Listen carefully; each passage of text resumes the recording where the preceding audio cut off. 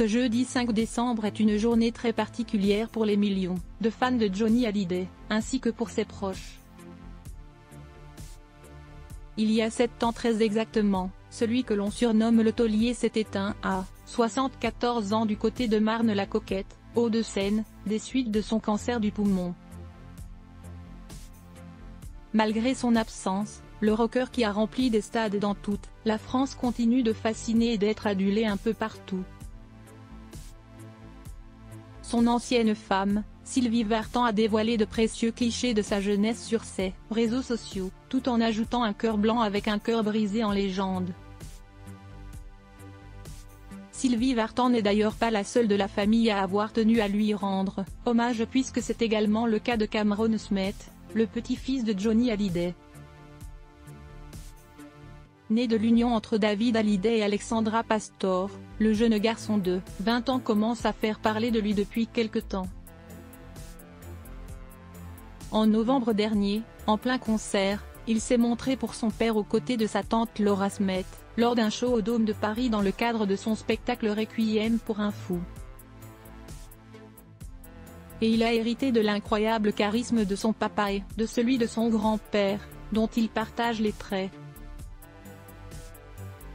Actif sur les réseaux sociaux, le Beaubrun vient de partager une adorable photo en ce jour si particulier pour toute sa famille. Dans sa story sur Instagram, à retrouver dans le diaporama, Cameron Smith a publié une jolie photo en noir et blanc qui date de plusieurs années. Sur le cliché, on peut le voir enfant, devant Johnny Hallyday qui lui fait un gros câlin. Preuve que le jeune homme est encore très touché par la disparition de son grand-père, il ajoute un emoji cœur brisé sur la photo. La disparition du rocker, arqué de nombreuses stars, a commencé par Jean Reno, qui a raconté un moment suspendu lors de l'entrée du chanteur dans son ultime demeure.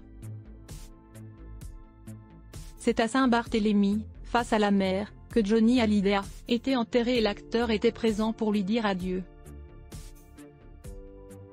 Un moment dont il se rappelle très bien, notamment parce que ce jour-là, il a vu ce qu'il considère comme un signe de la part de l'ancien compagnon de Nathalie Baye.